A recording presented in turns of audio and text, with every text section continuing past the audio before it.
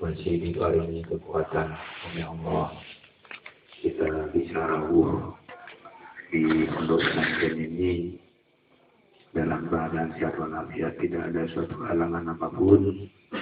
Kita berjumpa lagi dalam acara pertemuan. Jadi intinya ini pertemuan, bukan haji. Kalau ngaji ini ngaji terus gitu loh. Di situ ini temanya mulai awal yang pernah direstui oleh dulur-dulur ini pertemuan malam minggu. Bukan pengajian. Kalau pengajian mau betul hasanah. Kalau ini bertemu pada hatinya sendiri. Dalam bahasa sinonim lain, bertemu dengan zikir dan bertemu dengan wujudnya zikir. Nah, di satu majelis yang barokah ini bertemunya dulur-dulur yang sama berjalan di wujudnya zikir. Jadi semua ini dari rumah, dari kota masing-masing punya tujuan bertemu. Dengan bertemunya dulur-dulur, semua ini intinya bertemu pada zikir dan bertemu pada wujudnya zikir. Ini yang paling inti. Nah, untuk bertemu zikir dan wujudnya zikir, kita sebelum memasuki akidah ini oleh mursyid dibukakan sholat dan wudhu. Nah, sholat dan wudhu ini alat untuk bisa mencari zikir dan mencari wujudnya zikir. Gitu. Jadi kita tidak bisa terus-menerus berzikir, tidak bisa ingat terus-menerus, ya karena rusaknya sholat dan wudhu. Dan juga tidak bisa melihat wujudnya zikir, ya karena juga sholat dan wudhu. Nah, makanya pertemuan ini sering saya bolak-balik ngiling-ngilingi masalah sholat dan wudhu. Nah, kenapa demikian? Kok ngono? Sebabnya sholat dan wudhu ini membendung masuknya penyakit tujuh itu lewat lubang yang 9 di sekujur tubuh kita ini. Lewat mata, lewat telinga, lewat leher, lewat hidung, termasuk lubang yang 2 terakhir lewat otak kita, akal kita. Gitu. Makanya kalau pertemuan ini saya bolak-balik ngupas masalah sholat dan wudhu, karena ini berkaitan dengan praktek menurut bidangnya masing-masing. Tapi kalau ngaji, makanya tauhid itu kan dibagi 2. Ada tauhid qalbi, ada tauhid akli.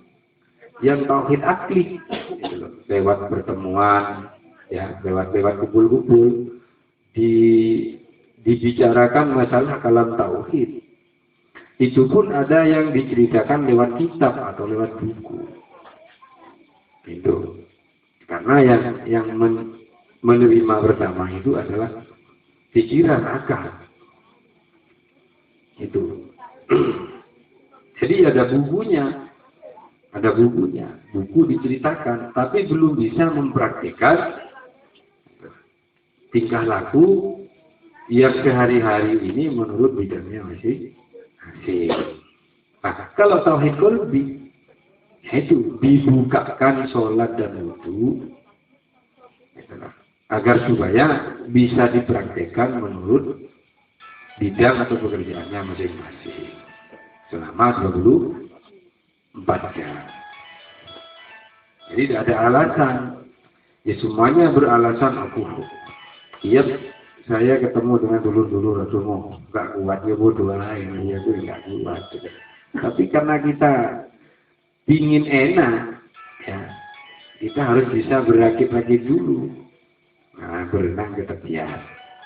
Itu. Makanya untuk mencapai kepada zikir yang tidak ada jaraknya, tidak ada batasnya. Apalagi yang sudah bisa merasakan wujudnya zikir. Nah, pasti ini dikasih ujian oleh Allah. Ya lewatnya lewat sholat kita dan wudhu kita. Yang kadang-kadang kita tidak bisa merasakan sholat dan wudhu. Nah, karena di dalam segumpal darah kita ini terbelenggu oleh satu penyakit. Bukan semua penyakit, satu saja. Di situ. Makanya, dengan pertemuan yang demikian ini, gitu, kita bisa, senang gitu. Senang nanti dengan kekurangan kita. Mungkin ada wacana pengertian-pengertian dari dulur-dulur, nanti kalau sudah kembali kepada daerah masing-masing bisa dipraktikkan kembali. Jadi sholat dan wudhunya diudik-udik lagi. Ya. Nah, sholat dan wudhu ini sebenarnya puncak daripada ilmiah tauhid yang lewat akal atau lewat kolbi. Gitu. Karena antara akal dengan kolbi ini nanti sejalan. Di situ sejalan, tidak carut dengan perasaan akal sendiri dan juga perang dengan hatinya sendiri. Nah ini, kalau sudah akalnya disolati, hatinya nanti juga disolati, maka akhlaknya akan mempersuguhkan di muka bumi ini hidup saya dengan panjenengan semua ini indah enak. Nah, kenapa selama 24 jam ini hidup kita kok banyak ukuran? Nah ini karena rusaknya hati kula kali panjenengan. Karena sudah keluar dari tuntunan sholat dan tuntunan wudhu atau suci. Soalnya modalnya cuma dua ini. Modalnya berzikir tanpa putus selama 24 jam mengingat kepada Allah. Dan juga melihat wujudnya zikir yang tanpa putus selama 24 jam ini. Itu alatnya atau modalnya dari sholat dan wudhu. Makanya saya bolak-balik ingati masalah sholat dan wudhu. Dulur-dulur pun yang masih belum bisa menyempurnakan wujud zikirnya yang dinamakan sahitan. Seperti sekarang ini, alhamdulillah kita dapat jatah 4 untuk memberangkatkan saudara dan saudari untuk menyempurnakan ngajinya. Itu alhamdulillah masih ada jatah 4 untuk bisa memberangkatkan saudara-saudari yang akan menyempurnakan ilmunya. Ini. Nah, untuk modal kewujudnya zikir atau termasuk zikir yang tanpa putus, ya sholat dan wudhu ada lain. Itulah. Makanya saya tidak terlalu dedek bengek ngomong masalah pengertian. Kalau saya yakin kalau dulu-dulu pengertiannya sudah luar biasa. Gitu. Makanya kalau sholat dan wudhu ini betul dieceki, semua pengertian tauhid baik yang dikitabkan maupun dengan kalian dulu ini mireng-mirengaken ya, dengar-dengarkan. Ini itu paham nanti. Tapi kalau sholat dan wudhunya ini mulai tidak dikerjakan, sering putus gitu loh. Dengan pengertian-pengertian nanti ini banyak salah paham nanti. Gitu loh. Karena kalau sholat dan wudhunya tidak dikerjakan, otomatis penyakit yang 7 ini ngintip akan masuk kepada fitrah kita. Lewatnya ya lewat lubang yang 9 di tubuh kita ini. Termasuk yang paling jahat itu lewat akal kita yang tidak ada lubangnya. Saudara-saudaraku yang dicintai Allah. Jadi kalau prinsip saya pengertian ini tidak penting. Prakteknya yang penting. Di situ. Kalau kita tidak bisa mempraktikkan sholat dan wudhu, otomatis penyakit masuk di dalam tubuh kita ini. Di situ. Nah, satu contoh di sholat ada duduk, ada berdiri. Kenapa oleh Rasulullah kita diajari duduk dan berdiri? Padahal katanya Al-Quran, fa'budni wa aqimi sholat, didikri saat kemarin sholat itu didikri, berzikir. Kenapa oleh Rasulullah kita diajari duduk dan diajari berdiri? Nah ini kan perilaku, akhlak. Kalau saya dengan panjenengan sudah melaksanakan takbiratul ihram sampai salam, diakhiri salam, otomatis berjalan di muka bumi selama 24 jam ini, kita harus punya akhlak duduk sama rendah, berdiri sama tinggi, ringan sama dijinjing, berat sama dipikul. Itu. Nah, kalau kita diajari duduk sama rendah, berdiri sama tinggi, ini tidak dikerjakan, terus ada apa di dalam hati saya dengan panjenengan ini? Ini dijawab sendiri, dijawab sendiri-sendiri. Soalnya ini namanya ngaji, ini bukan ngaji pekerjaannya orang. Yang dikaji ini pekerjaan kita sendiri. Nah, saya tidak mau membahas syariat. Kalau orang syariat belum diujangi duduk sama rendah, berdiri sama tinggi, ringan sama dijinjing, berat sama dipikul. Ini yang ngaji tauhid, yang sudah punya pengertian Allah, yang sudah ngerti. Kenapa kok masih kita melaksanakan zikir dan wujudnya zikir ini? Kita sehari-hari ini masih belum bisa menjalankan duduk sama rendah, berdiri sama tinggi, ringan sama dijinjing, berat sama dipikul. Nah, di mana ini kekurangan kita ini? Nah, otomatis di situ kita sendiri nih, saya Romonya sendiri, ini punya sifat takabur dan sombong. Kalau sudah punya sifat takabur dan sombong, kita nggak ingat kalau kita harus menjalankan akhlaknya sholat. Di situ. Akhirnya kita tidak punya perilaku duduk sama rendah, berdiri sama tinggi, ringan sama dijinjing, berat sama dipikul. Nah, ini introspeksi kepada diri kita sendiri. Makanya saya tidak mau akan mengasihkan pengertian yang tetek-tetek bengek, tidak. Jadi itu. Nah, saya sentil masalah sholat dengan duduk, baik berteman rutinnya ibu-ibu termasuk berteman umum ini. Itu. Soalnya Islam, iman, ini nantinya sama. Dulu Rasulullah Shallallahu Alaihi Wasallam, itu. Islam dulu apa iman dulu? Sobat saya tanya, apa Islam dulu, apa iman dulu? Iman, ya, iman dulu. Di situ. Makanya kalau sudah iman, berarti Islam. Di keterangan seperti itu. Kalau Islam belum tentu iman. Di situ. Tauhid dulu. Gitu. Adanya sholat ini Rasulullah Shallallahu Alaihi Wasallam waktu itu umurnya 40 kan? Isra Mi'raj. Itu dipanggil oleh Allah untuk menghadap oleh-olehnya ini sholat 5 waktu. Nah sebelumnya waktu itu kan Rasulullah umur 40. Sebelum umur 40 seperti apa sholatnya Rasulullah? Adanya Islam ini Isya, subuh, lohor, asar, maghrib, doma Isya, doma subuh, lam, doma luhur, doma asar, doma maghrib. Ini waktu itu Rasulullah umur 40 yang sebelum 40 ini. Nah, inilah yang dipelajari dulu oleh Rasulullah dan para sahabat. Termasuk Islam di tanah Jawa ini, gitu loh.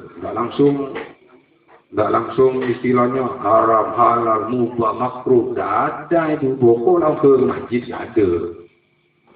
Di situ iman dulu, yakin dulu. Di situ. Makanya orang Islam ini sekarang rusak karena tidak punya iman, tidak punya yakin. Di situ. Padahal di sholat sudah dipelajari yakin. Itu. Satu contoh di iftitah, inna sholati wa nusuki wa mahyaya wa mamati lillahi rabbil alamin. Sholat saya, ibadah saya, hidup saya, mati saya itu urusan Allah. Kan yakin kalau itu sudah urusan Allah. Ya. Nah, tapi kenyataannya, prakteknya, jangankan orang luar ya, orang yang masih belum ngaji tauhid, yang ngaji tauhid pun masih belum bisa mempraktekkan seperti itu. Gitu. Kenapa demikian? Nah, ini penyakit hati. Yang bisa ngoreksi penyakit hati ini ya panjenengan dia itu. Makanya, ayo sholat dan wudhu ini merupakan satu wujud untuk mencari zikir dalam hati ini supaya tidak putus. Iling nang pengeran ini supaya nggak putus. Nah, lebih-lebih wujudnya zikir. Di situ. Kenapa tidak bisa sampai kepada wujudnya zikir? Ya, kembali lagi penyakit itu nanti masuk lewatnya lubang yang di tubuh kita ini. Makanya saya bolak-balik waktu pertemuan pribadi ataupun pertemuan ibu-ibu maupun pertemuan umum ini, saya tidak akan memberikan pengertian yang tidak ini. Masalahnya apa? Sholatnya dan wudhunya dulur-dulur yang mulai pertama masuk di akidah Satoria ini, sebelum masuk itu diajari sholat dengan wudhu. Nah, saya selama tuntunan sekarang ini bukan mengingat itu di situ, bukan ngiling-ngiling itu, enggak, malah nagih. Nagihnya ya apa? Dem sholat di wudhu nagih kan? Di situ. Kalau sudah sholat dan wudhu kita betul-betul dikerjakan, ya tidak mungkin tidak duduk sama rendah, berdiri sama digiringan, sama dijinjing, berat sama dipikul. Apa manusia tidak punya masalah? Punya. Di situ. Punya. Tapi masalah itu kalau sudah kembali kepada sholat dan wudhu, tidak ada masalah. Makanya Allah tidak merubah kalau kita sendiri tidak merubahnya. Nanti kalau di torekot lain udah dipelajari sholat dengan wudhu ini, cuma dipelajari secara hukum syariat. Di situ apa tolak ukurnya kita? Bukan kita melihat pekerjaan ini dengan boten. Ada tolak ukur. Seorang akhlak yang melaksanakan sholat, seorang akhlak yang melaksanakan wudhu atau suci, itu punya persungguhan peradaban akhlak. Di situ indah hidupnya. Kenapa kita sekalian hidup ini tidak indah? Ya karena kembali lagi kepada perilaku kita sendiri. Di situ. Saya tidak akan membahas syariat, juga syariat bahasa-bahasa itu. Setiap hari jadi dikerjakan. Gitu. Jadi iman baru Islam. Nah, karena imannya sudah mulai digrogoti di dalam sembahara ini, tidak bisa melaksanakan sholat dan wudhu. Apa yang terjadi? Suudon ya belum. Ya, buruk sangka ini belum. Gitu loh. Lebih-lebih takabur dan sombong. Di situ. Nah, akhirnya bukan dirinya sendiri yang disalahkan, malah kesalahannya orang yang dikritik. Itu loh. Nah, kalau ngaji tauhid masih menyalahkan orang, itu loh. Yang dinamakan orang itu di luar dirinya kita sendiri, itu orang, termasuk anak, termasuk istri itu orang. Tapi karena di dalam anak dan istri itu mendidik, gitu loh, yang digauli setiap hari nggak masalah. Tapi kalau orang lain sudah makanya itu. Nah, gitu. Nah, jadi kita sekalian ini, gitu. Semakin tauhidnya jauh. Apa yang dinamakan tauhid jauh? Wujud dikirnya sudah hilang. Dan lagi wujudnya dikirnya sudah hilang, otomatis dikirnya pun juga hilang. Bedot. Kalau sudah bedot, yuk masuk satu persatu penyakit di dalam hati kita ini, agar supaya kita tidak menjadi orang yang dekat dengan Allah. Itu jadi uji, memang ujiannya banyak lewat satuluran abidah, iyo, lewat istri, lewat anak, lewat benda, lewat pangkat pekerjaannya dan lain sebagainya. Agar supaya apa? Agar supaya dikir dan wujudnya dikir ini lupa. Di situ. Nah, makanya saya bolak-balik, ayolah sholat dengan wudhu.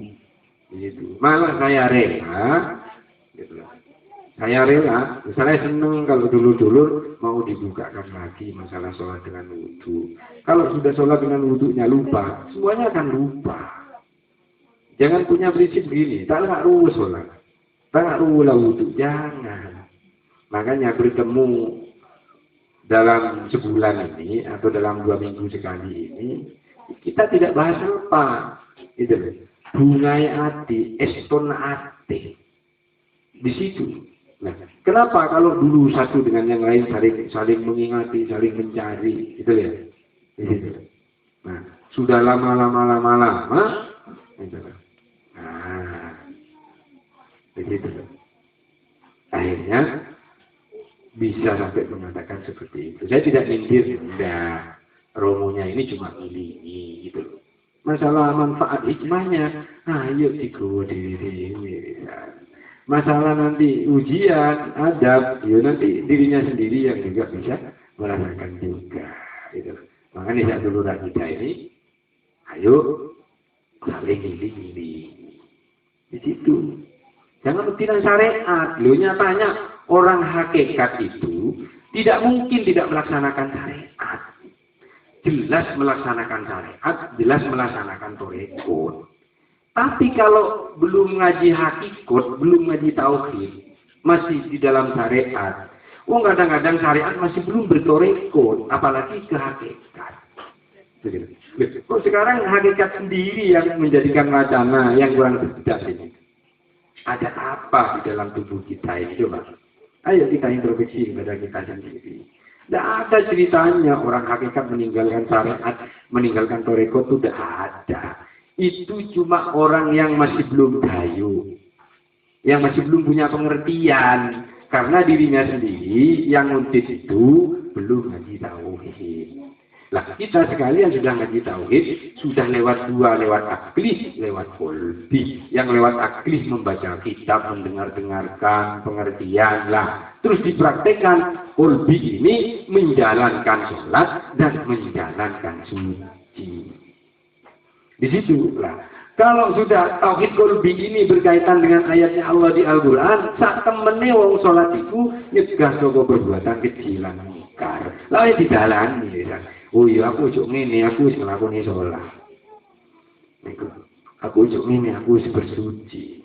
Tapi kalau masih belum dibuka sholat dengan wudu, cuma digaji syariatnya tok wudu ini, ya tidak bisa masih perbuatannya masuk dalam lingkup tanhanil fahsya wal munkar. Sholat pateng tapi tidak iso sih, tidak bisa masih mencegah dari perbuatan keji dan munkar.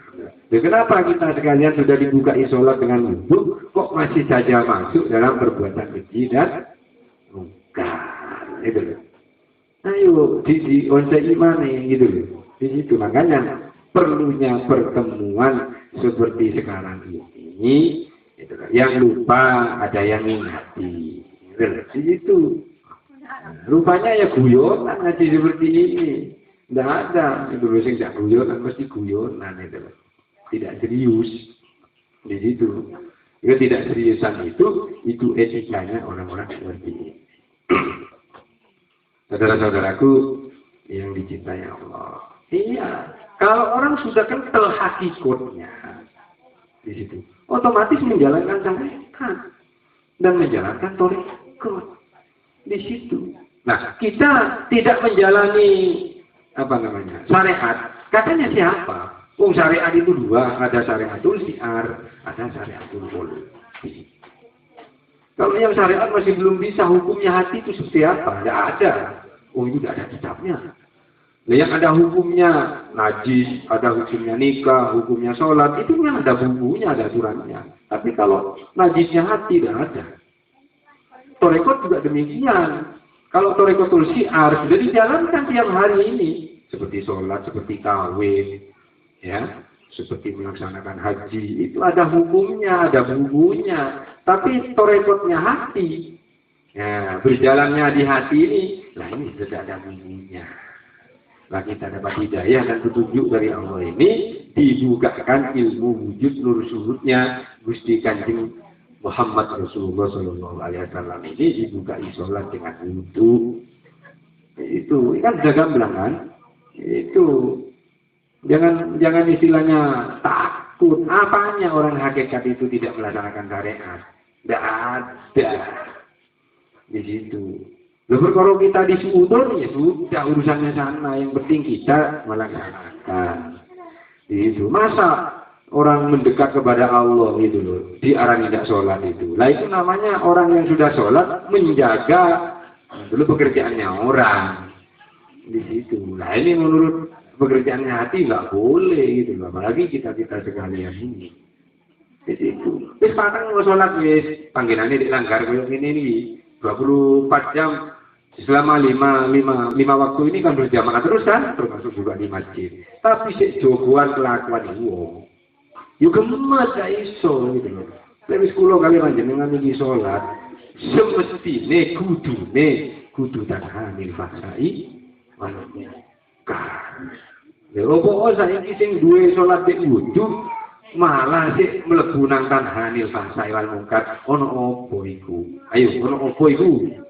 Ayo introspeksi aja. Makanya kalau masih senang bertemu, satu bertemu pada zikir dan bertemu pada wujudnya zikir. Mulai zaman Kanjeng Sunan yang dibahas ya ini sudah. Makanya dalam pengertian zikir asma, zikir af'al, zikir sifat, terus zikir kita. Dalam aturan syariat saja itu cuma zikir asma. Sedangkan zikir asma ini adalah ilaha illallah. Satu. Padahal masih kurang dua. Adalah ilaha illa anta. Yang terakhir la ilaha illa ana. Ini kadang-kadang masih belum dibukakan pengertian seperti itu. Nah kita sekalian ini sudah diujangi la ilaha illallah, la ilaha illa anta, la ilaha illa ana. Lalu dibelayu ini. Sama tidak bisa meredeli seperti itu ya karena sholat dengan wudhunya jenengan tidak dikerjakan selama 24 jam ini. Ayo kembalilah kepada sholat dengan wudhu ini. Gitu loh. Di situ kita biarpun disalahkan oleh orang lain, jarno wis, gitu loh. Yang penting kita tidak menyalahkan. Kita ini yang penting tidak keluar dari Al-Quran dan tidak keluar dari Sunnah Rasul. Termasuk ijma' dan qiyas. Nah, ijma' qiyas ini ada dua, ada ijma' qiyasnya ulama muta'akhidin, ada ijma' qiyasnya ulama mutakaddimin. Di situ kita tinggal ikut yang mana, apa ikut mutakaddimin apa muta'akhidin gitu. Dan yang mutakaddimin tidak mungkin tidak muta'akhirin. Kalau yang muta'akhirin masih belum belajar ke mutakaddimin. Mutakaddimin ini ijma'nya ulama tasawuf, ulama filosofis. Kalau ulama muta'akhirin, yo golongane Sulam, Sabina, sing diarani peke. Di situ apa ulama mutakaddimin tidak menguasai peke? Yo menguasai, tidak menguasai peke pekan melulu dikiran bahasa. Itu. Sama punya dasar dan hukum gitu loh. Kita tidak usah takut, yang ditakuti itu ayo pribadinya sendiri. Nah kalau sudah takut pada dirinya sendiri, maka takutlah pada Allah. Kalau belum takut pada dirinya sendiri, belum takut pada Allah. Gitu. Orang yang dikatakan takut kepada Allah itu merasakan wujudnya zikir. Gitu.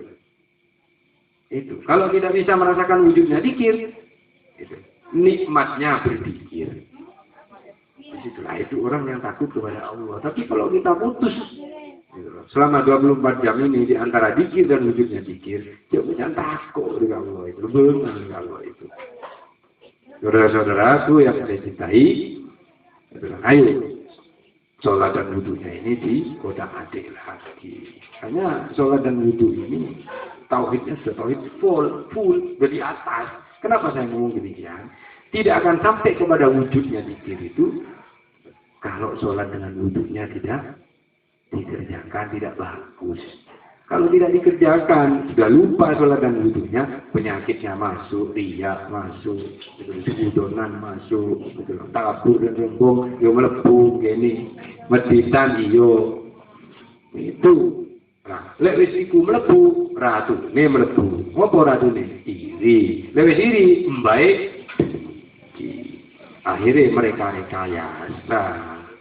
Itu dengan pekerjaan orang lain sudah direkayasa. Tidak pantas orang tauhid punya perilaku seperti itu. Nah, di masyarakat ini kita sudah membuat teladan. Ayo biar tuntunannya tidak diikutkan yang tidak kena-kena. Akhirnya kalau bedadir, jangan ngaji hubung, makin ngaji ya.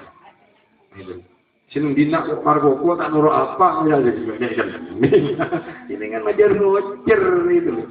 Saya tidak apa-apa. Yang lainnya. Saya satu dengan yang lain ini wadahnya tidak sama. Itu. Makanya ini bukan ngaji, ini pertemuan. Lah. Pertemuan seperti sekarang ini barangkali dulur-dulur ada yang punya wawasan untuk menggugah berjalannya sholat dengan wudhu, tidak usah sungkan-sungkan, ayo ngomong. Di situ. Saya telah mempraktikkan ini seperti ini tidak salah. Di situ. Bukan membeberkan praktek ini riak tidak. Itu riak dan tidak itu tergantung dadanya sendiri sudah. Itu. Di situ. Kalau saya dibilang riak begini ini, apalah omong leceh jerah kepada teman-teman kan ya. Itu. Saudara-saudaraku yang dicintai Allah. Yang tidak dipanggil syahidan. Itu tidak usah mengharap-harap syahidan. Ayo sholat di wudhu memapan. Itu. Tinggal kok ahlak ke sholat di wudhu resa arek selama 24 jam. Menurut bidang dididik nikah bu, pak. Itu. Ayo dikerjakan, maju lakoni. Lemun sholat di wudhu nih pun elakoni. Jelas sampean punya panggilan. Di situ. Nah. Soalnya sholat dengan wudhu ini, itulah. Ibaratkan kendaraan, nanti numpak sholat, numpak puasa, numpak zakat, numpak haji. Itu. Jadi sholat dan wudhu ini, tumpaannya ada di sholat. Itulah. Sholat dan wudhu ini tumpaannya nanti di puasa. Termasuk zakat, termasuk tumpahannya haji. Gitu. Kalau sudah numpak 4 rukun Islam mulai dari sholat, puasa, zakat, haji ini, nanti sampai di rumah, asyhadu an la ilaha illallah wa asyhadu anna Muhammadar Rasulullah. Tahun depan sudah saya TLI, sudah mulai dari sholat, mulai dari puasa, mulai dari zakat, mulai sampai haji. Ini sudah saya kasihkan pengertian mulai dari syariatnya sampai kepada hakikatnya itu. Lalu boleh ingat apa nggak lupa? Mati saja benar. Di situ. Kalau lupa tak bulan balik di mana? Ada pertemuan tak bulan balik di mana rukun Islam ini? Tidak bisa sampean nyampe ke syahadat kalau tidak melaksanakan sholat. Sampean tidak bisa ke syahadat kalau sampean tidak melaksanakan puasa. Sampean tidak bisa ke syahadat 2 itu tidak bisa melaksanakan zakat. Sampean tidak bisa ke syahadat 2 itu kalau tidak melaksanakan haji. Lah di sini haji itu ada haji syariat, ada haji thariqat, ada haji hakikat. Itu. Jadi rukun Islam yang keempat itu ada syariat, ada thariqat, ada hakikat. Buahnya nanti ke syahadat asyhadu an la ilaha illallah wa asyhadu anna Muhammadar Rasulullah. Paham? Iya. Lali aku tak buka iman lek pertemuan-pertemuan. Enggak usah dedek bunyi pengertian sama misal kali menairinya lan wong. Niku coba sholat dengan wudhu dikerjakan lagi. Tidak kira jenengan kali ngulon niki itu menyalahkan orang. Yang disalahkan ayo dirinya sendiri. Kalau menyalahkan orang itu berarti ada penyakit, lupa pada dirinya. Dikir cuma sebatas lesan dan akal. La ilaha illallah, la ilaha illallah. Jangan akal lebih lesan. Muncan atin nak dendam gieun. Itu apalagi wujudnya. Jangankan wujudnya Allah, wujudnya hatinya sendiri gemet. Gitu loh. Paling macam gila dipakai apa gitu. Itu akhirnya mau dipakai apa ya panas loh gitu loh. Wong apa panas. Coba apa ya berhenti air. Jadi aing bikin ibu-ibu, saudara-saudaraku yang dicintai Allah. Ayolah sholat dengan wudhu ini, ayo diojek imane. Kalau lupa, tidak apa-apa ngomong lagi, ayo tak bukai lagi gitu loh. Saya rela, saya senang masalah. Gitu loh. Kalau sholat dengan wudhunya sergep, yo adusnya sergep. Mandinya sergep. Biarpun sakit kayak apa, mandinya ya tetap sergep. Itu. Tapi kalau sudah sholat dengan wudhunya, mulai tidak dikerjakan, masih mandinya gemet di situ. Akhir punya alasan. Oh, hakikat mandi nomor dong diri aja, buduk nomor situng sering lebih tak bisa nabrak. Itu saya ngelihat apa? Ngelihat Basaid, ngelihat Romo Yai Mas-Duki, termasuk ceritanya aulia-aulia itu tengah malam mandi malam itu loh. Itu orang yang makom. Kita kan kita makam lapian gitu loh. Baru pun sakit ada tambah 2, baru leman bijakan. Uyuh. Itu. Nah, kita sebelum terjadi ayo kita ulang lagi. Tanya mandi ini tolak ukur kalau badannya sehat, olahraga. Akhirnya olah rasane api, kadang olah rasa, olah rasanya sama. Itu. Biarpun kita tidak bergerak, tapi olah rasane kuat, ya keringetan. Itu makanya olahraga ini wadah, olah rasa itu roh kita. Nah, itu semuanya ada di lingkup sholat dan di lingkup wudu. Itu loh. Kalau di lainnya tidak diwurui wudu sing bener kuwi apa? Ya kali sing diwurui nawaitul wudu aliro ila hadatil aswari fardhulillahi taala. Lha apa ngono? Iki ada tolak ukur. Lha cangkeme wis diwudui kalau sing tenan ora. Itu cangkem jadi wudu. Kenapa sih lebih tenang orang ngomongan orang menyakiti hati orang lewat desa? Ini kan juga diwudui kan? Itu wudu yang mana ini? Di situ. Nah, kita oleh mursyid sudah diujangi perilaku akhlak seperti itu. Loh, kenapa kita punya perilaku seperti itu? Lah balik maneh lagi jenenge telepon penyakit. Nah, kalau telepon penyakit, ayo balik maneh. Lek ali, yuk dibuka imane ndak apa-apa, dukan, ndak ada lama, ndak ada baru kok. Di situ. Baru yuk bisa saja seperti itu. Saudara-saudaraku yang dicintai Allah, alhamdulillah pada malam hari ini kita dapat jatah 4, saudari 2, saudara 2. Sebenarnya ya tepat malam Jumat gitu, itu loh. Namun karena mepet dengan pertemuan agar supaya dulu bisa ikut menyaksikan, ikut bangga, ikut bunga. Kenapa orang 4 ini dipanggil? Ya karena sholat dan wudhunya. Lah, yang 4 ini tidak merasakan kalau wudhunya bagus. Gitu. Kalau merasa wudhunya bagus, jadi orang ke rumah sakit. Gitu. Itu merasa rasa kepi. Cuma ya dikerjakan sholat dengan wudhu ini. Di situ makanya ya beda panggilan. Yang tidak dipanggil-panggil ini. Gitu. Nah, itu ayo introspeksi lagi sholat dengan wudhunya. Ayo dikerjakan lagi. Di situ loh.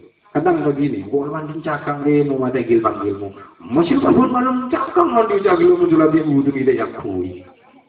Itu jikut olahraga, nih yakui olahraga, ya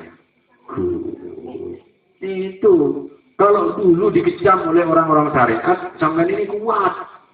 Iya, karena hakikatnya full. Tak takut komunis sih takut hun Allah. Si takut hilang. Ya, dikira takut putus, wujudnya takut hilang. Itu dulu. Sebelum kaum banyak. Di situ. Setelah kaumnya sudah banyak, sudah bisa disempurnakan semua. Gitu loh. Di situ. Benih takut ke Allah, takut ke? Aku manusia. Aku tak keramat. Iya, takut tak keramat. Takut dek orang alim. Di situ. Bilang. Oh, enggak. Aku kan lo di situ. Sekarang aku tuh punya kadade. Itu takut itu ya. Saya takut kering syariat. Tidak ada orang hakikat itu keluar dari syariat, tidak ada. Kenapa dijudo di luar? Jadi saja diciri gendeng. Di situ kita ngaji tak ngira itu. Tidak ada. Oh ini sama sumbernya dari Rasulullah. Ya pun kiai yang bahas seperti kiai tidak nukus. Pun kiai bahas yang kelakon orang. Jadi beri kiai dia. Di situ termasuk sampean itu loh, sampean dia bahas kelakuan orang, benih yang tauhid itu loh, golong iblis nyaman itu loh. Jadi sholat di wudhu tidak yang kui. Inilah dengan pertemuan yang seperti ini, saya cuma ngili. Betul kan bukan pengajian, ini cuma pengajian di harian jadi gitu. Ini cuma memantapkan supaya dikirnya tidak hilang, wujudnya dikirnya pun juga tidak hilang. Tidak hilangnya dikir dan tidak hilangnya wujudnya dikir ya karena perbuatan kita sholat dan wudhu dikerjakan selama 24 jam ini. Masalah diuji lupa aduh jamnya dulu loh goro-goro korek sampai lupa aduh ya boleh romon lah bodoh setung gitu deh yo bodoh setung gitu deh yo kayak tak tahan begitu aduh sakit ya makanya butinya beras putih sendiri. Iya, bagi jenenge sak duluran. Pokoknya diilingi gelem, ikut jenenge dulure. Di situ, karena dia merasa kekurangan dan kekhilafan itu pasti kita punya manusia. Saudara-saudaraku, yang dicintai Allah. Ayo balik omane nang salat wudu. Cek enak uripe lho, sampean diajari enak. Tapi lek keluar salat wudu, ya selak dengan leges, peteng dengan berak. Jadi apa nyebabku neraka ya? Jadi neraka lek kan. Itu barangkali ada saudara-saudaraku yang dari luar kota ini, namanya ini sifatnya pertemuan bukan pengajian. Mungkin ada yang diaturkan menjadikan semangat saudara-saudaranya semua ini. Itu silakan.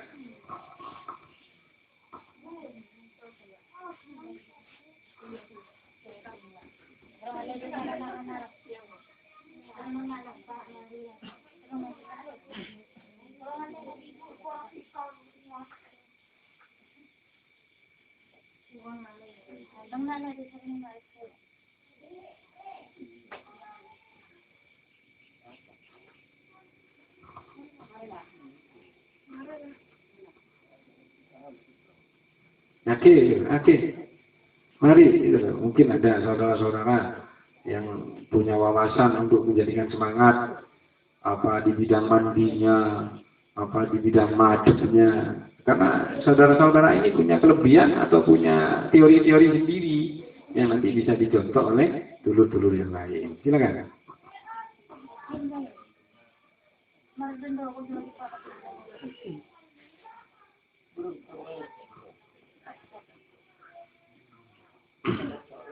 Lek cukup, ayo tawasul kepada Gusti Panutan kita.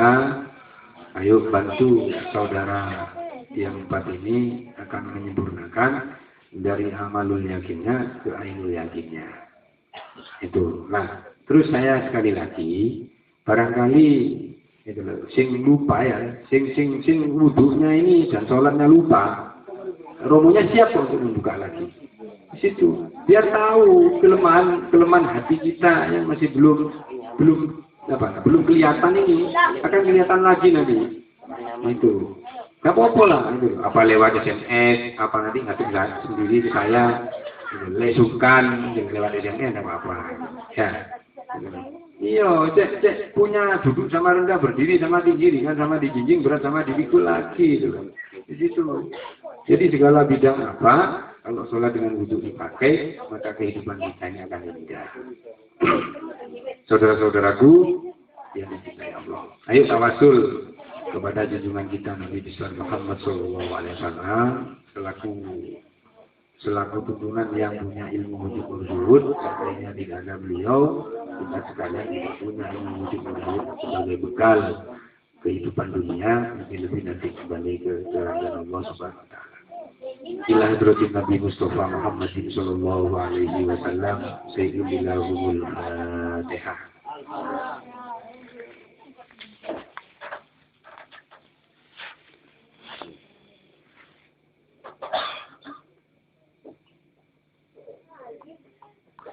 Ila hadratin Nabi Mustafa Muhammad sallallahu alaihi wasallam, sayyidillahul Fatihah.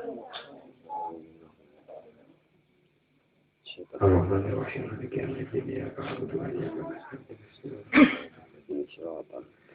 Ila hadratin Nabi Mustafa Muhammad sallallahu alaihi wasallam, sayyidillahul Fatihah.